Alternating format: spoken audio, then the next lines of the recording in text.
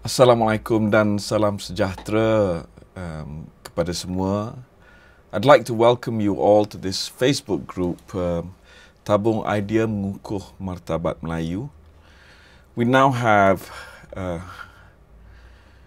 over 280 members. Alhamdulillah, it's a very encouraging start. And I hope with your support, this group will grow and become stronger.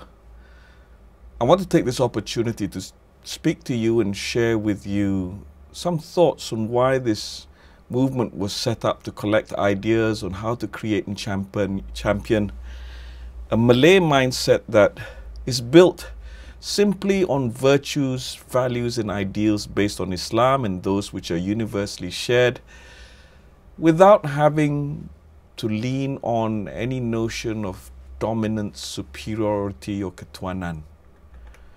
I hope that this video will be useful to you and that perhaps it will help generate some discussion between yourselves and your friends and members of your family. Jadi biar saya mulakan dengan Bismillahirrahmanirrahim. Now, let's not kid ourselves. Our country is ill. No matter how you look at it, whether you talk about corruption, cronyism, lack of independence of the judiciary, racial and religious intolerance, disharmony between races, draconian and repressive laws, hanging on to power, beyond legitimate means, declining standards of education, depleting talents, depleting resources. These are all symptoms of an overriding illness, and it's probably a question of degree that we might have differences of opinions about as to how intense these symptoms manifest. But this movement isn't about dealing with these symptoms. It's much too big a task to do that, and it will not address the condition, nor is it intended for us to take sides with a particular political party or individual. What we're trying to focus on is to create an understanding and awareness of how distorted value systems atau nilai-nilai yang songsang can contribute to this illness and make it in fact worse. We want to try to focus our efforts to resetting and facilitating the resetting of these values as an antidote to the Malay condition dan untuk negara amnya, in the hope that by doing so, we will put the country and our people on the road to full recovery and success. Jadi nilai-nilai hidup yang saya maksudkan yang kini tergugat adalah nilai-nilai masyarakat Melayu itu sendiri. Dan biar saya terangkan di sini, bukan maksudnya saya nilai-nilai itu salah. Dari segi agama dan dari segi budaya tak ada cacat cela atau salahnya nilai-nilai hidup orang Melayu yang kita warisi dari nenek moyang kita.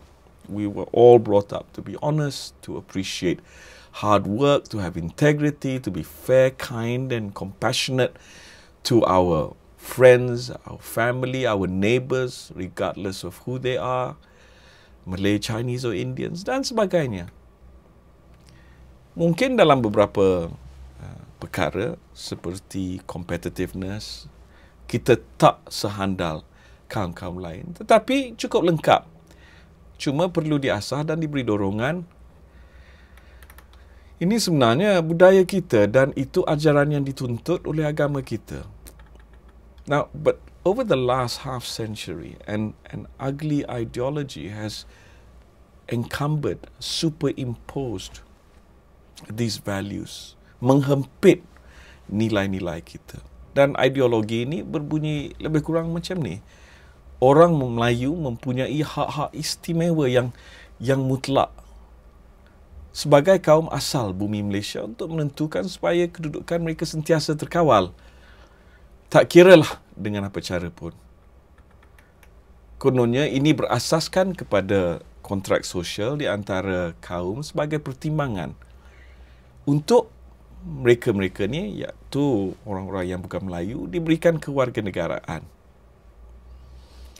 Now, saya rasa fakta sama ada orang Melayu tu asal daripada tanah Malaysia dan sama ada kontrak sosial betul-betul dimeteraikan jadi satu kata sepakat di antara kaum, itu sebenarnya soalan-soalan akademik dan tak payah kita perlu bincangkan di sini.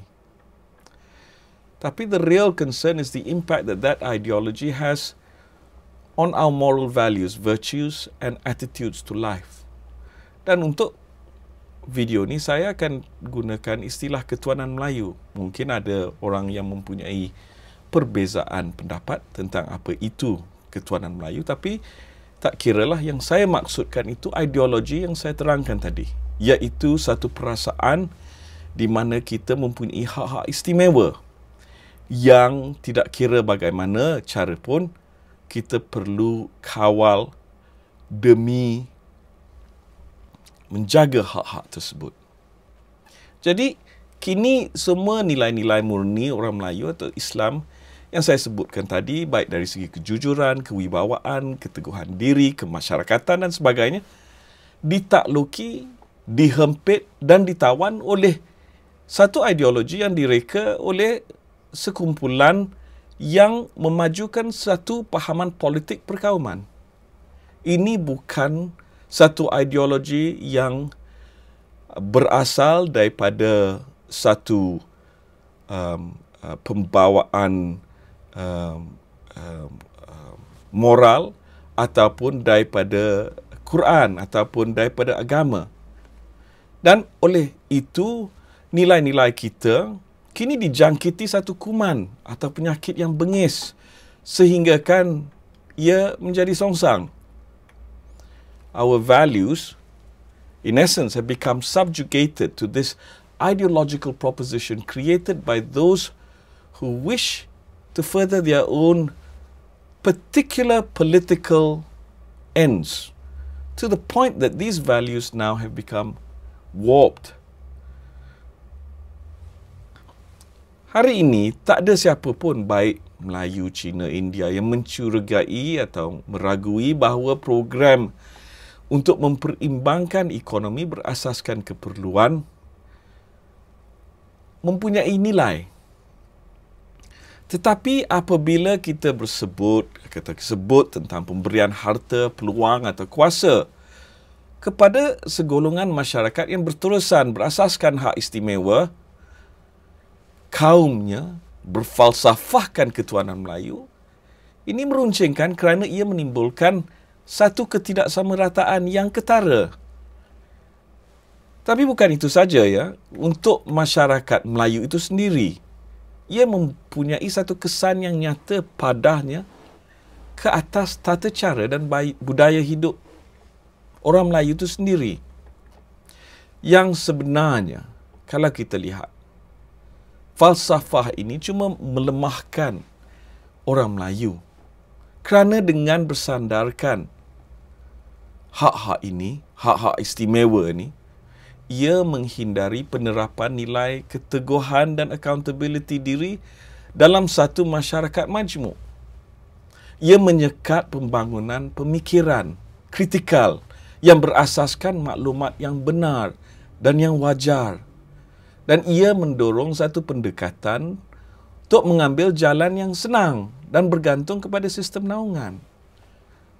Selain dari itu, pendekatan sedemikian tidak memberi dorongan positif supaya kita semua menerima betapa mustahaknya kita bersifat adil, betapa mustahaknya kepelbagaian pemikiran dan inklusiviti apabila mengambil sesuatu tindakan.